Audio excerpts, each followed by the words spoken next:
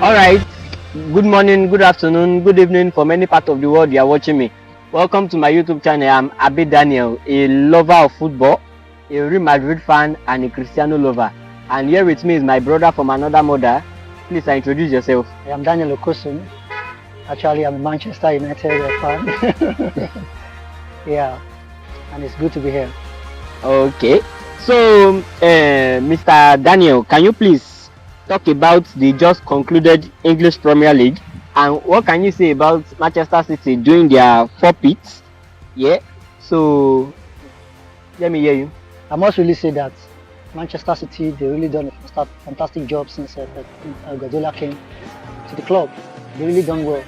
Yeah, and to do 4 picks before in Premier League, the highest we had is 3, and this time around them doing 4 picks, man, that's really incredible for them. For me, I actually see it as also a lapses, from the other top 6, not really being able to take a points away from Manchester City. Actually made them to be able to achieve that feat. All right. So, what can you say about the EPL player of the season, of them giving Phil Foden? Do you think it's a controversial decision, or he actually deserves it 100%? Well, I want to believe that when you are talking about the best players, there are parameters used. And it's not just about maybe 1 game, 2 games, it's about the full season. And if it's been given to Phil Foden, I want to believe he deserves it. But for me, if I want to say the best player in EPL for me, for some reasons, I want to go with Watkins of Aston Villa. For them to be able to go that far, and now they're in Champions League position. I think that's a wonderful thing. Looking at the EPL fan team of the season, what do you think is wrong? Well, this is about if you say what is wrong or what is right. I wouldn't say what is wrong. I wouldn't say what is right. It's about contest. Contest in the sense that the parameters used by the fan, as if he said, okay, maybe these are the people that got the most votes. Yeah. To actually be in the team of the season. So well, I wouldn't write any of them off. I would rather say that they deserve it. Okay. So as Raya, White, Saliba, Gabriel, Arnold, and that's not Arnold's position actually. Okay. So Palmer, you have De Bruyne, you have Rodri, you have Foden. Then in your forward you have Watkins and Alan. Okay, well, no problem. Now the thing is this: these teams, because most times when we look at this, it is what we see outside. That is what we judge by. For every team, they have their own. Like my team now. Let me use my team as an example. Manchester United. Manchester United has not really been Manchester United that we used to know. Because why? They have been back and forth of issues, hindering the club. And we fans, we don't get to see these things. Whether we like it or not, the players, they are human beings, and these things will affect them. They will affect them. They affect their gameplay. A player like Maguire, that our own fan base, they battered him, for years. This season, he was the most consistent centre back for Manchester United. The most consistent centre back for Manchester United. So if you look at these teams too, like these ones that made it to the team of the season, if they put them in a team like Man U, would they do better? I'm just trying to bring would they do better? Would they perform as much as they have performed? Environment matters, So that's why I said I will give it to them. Okay. Yes, for the people who made it. Because for me, if I look at it, I want to say they're a bit biased, maybe because a majority of them are Arsenal fans and Manchester City. Yeah. All right. So let's quickly go to Laliga. Okay. So how do you see the Laliga? Looking at how Real Madrid came out victorious and how they gave Bellingham the player of the season in La Liga. So what can you say about that? For me, I think Bellingham really deserve that. Yeah.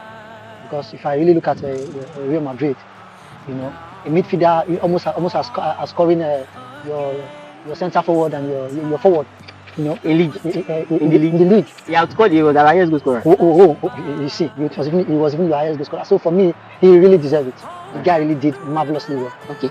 So all right. So let's move to UEFA Champions League. Okay. Can you, looking at the UEFA Champions League, can you tell me the team that you are looking for? Real Madrid is one of them. That's one thing I really appreciate about Real Madrid. Yeah. So I want us to move to the second to the last topic. Then I want us to talk about this. Looking at the football at large in Europe, people normally say English Premier League is the most competitive league. Yes, and again, they have the best PR and everything. But why is it that if you combine all the teams in the English Premier League, the amount of times they've won the UEFA Champions League can't even equal to the only 3 teams or so that have won the Champions League in Spain. So many people have won the Champions League in Europe. I mean, in England, sorry. But looking at in Spain, I think only just 3 teams have won the Champions League. But only Real Madrid have 15. Barcelona have 5. I've forgotten. I think there's another team again that has 1. Then English Premier League clubs are not even the second. Like England, they are not even the second. There is still Italy, AC Milan, Juventus, and I think Bayern too. The German people too. They've done. I think when I saw the list, England they were I think 3rd or 4th. So looking at that kind of thing, can you still say English Premier League is the most competitive league? And sorry, my final point on that, backing that up, I think that's like a known headline already. But if you look deep into it, it's not really true. How can Manchester City do 4 pits? Do 3 pits before? Now come and do 4 pits again in this 21st century, and they still claim that that's the most competitive league. Over to you, sir. Okay. Let me start with the last one. Okay. Just like you saying, English league is not the most competitive league because Manchester City they did 4 pits. It's still more like still saying the UEFA Champions League is not the most competitive league because Real Madrid has won it 15 times. Has won it 3 times in a row. Yeah, during the day time. During the day. So that's just what it is like. So you really can't judge by that. Yes, we all know that the EPL has the best PR. No, and whether we like it or not, that also plays a part to the fact that as far as people is concerned, is the most competitive league. I'm trying to say this now from the point of being neutral now. That's what I'm saying. Saying it from the point of neutrality, I would say the PR, the English Premier League PR, is part of the reason why many people see it that the English league is the most competitive league. And if I really say the most competitive league, for me personally, plus the PR minus the PR, I will still go with the English league. The English league as the most competitive league in Europe. Okay. Yes. Okay. Then the first question. What was the first question again? The first question is why is it that England don't have? Okay. Why they don't do well? Yes, they don't have. Yes. All right. Yes. That's another thing. You see, the way the English league schedule is, it was even recently they tried to give them a break. It was because of this same issue. Because of this same issue of English teams not going far in the knockout stage of the Champions League, them not really doing so well in the Champions League. That is why since for some years now, after Christmas break, they've been giving them break before the start of the knockout phase of the Champions League. Because why? At the end of the day, they get burnout. Because of the competitive fixture, they get burnout. Even with this, the new UEFA Champions League model for the Champions League. I don't know. These players, they are human beings. They are human beings for real. And when fixtures are piled up, it will tell on their health. Okay. All right. So far so good. Who do you think deserves the Ballon d'Or? Before the Euros come. Okay. Before the Euros come, before national tournaments come, who do you think deserves the Ballon d'Or? For me, I will go with Jude Bellingham. But I know that at the end of the day, Jude Bellingham might not even be in the question at all because why? He is not a striker. He's a midfielder. At the end of the day, it is the striker that they are favored more when it comes to the Balon d'Or. The only defender I can remember that has won that is the greatest. Even Maldini, as good as he was, Maldini as good as he was, he never won it. So that should also tell us something. Yeah. So for me, if you ask me who deserves the Ballon d'Or, it's Jude Bellingham. Jude Bellingham. He deserves it. So very quick question: who do you think is more talented, Jude Bellingham or Phil Foden? Jude Bellingham, Phil Foden. They all have their strengths and weaknesses. That's just like saying Cristiano Ronaldo and Messi, who is the best player. Yeah. Whether we like it or not, for years to come, many years to come, they will still remain the greatest player in the game of football so far. Talking about I saw one football. We like the football talker too. He's a Nigerian. He was saying people are saying Jude Bellingham don't really deserve the Ballon d'Or. Vinicius don't really deserve the Ballon d'Or. And they are trying to compare it to the time Lionel Messi and Cristiano Ronaldo have won the Ballon d'Or. And they are saying those people played lesser games, scored more goals and everything. He said, you people should get this straight in your head. those two guys are not human beings. They are aliens. So you cannot compare. This is the normal standard you're supposed to see. Yes. Those people, they raise the bar up and they threw the bar away. Yeah, So they really did that. yes. Honestly, they did So that. you can't just be expecting they the normal this thing. They really spoiled us. They really did that for real, for almost 20 years. For almost 20 years, they dominated. Since 2008. They dominated. So that's not easy, you know. That's not easy. They really raised the bar. They really raised it so high that for them too, it became a problem for them. Yes. It became a problem for them. So that's almost scored 91 goals. So if you look at Messi and Ronaldo, if you say Messi is the best player, you are correct. If you say Ronaldo is the best player, you are correct. So it's about contest. If you say Foden is the most talented, you might be correct. If you say Jude Bellingham is the most talented, you are correct. But if I will still pick among between both of them, Phil Foden and Jude Bellingham, I'll pick Jude Bellingham. I'll pick Jude Bellingham.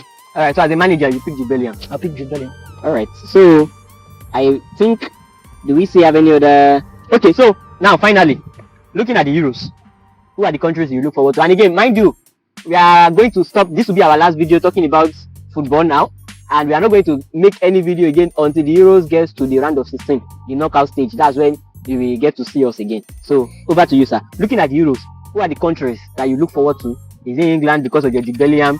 Is it Portugal because of your Cristiano Ronaldo? Is it Portugal again because of your Bruno Fernandes?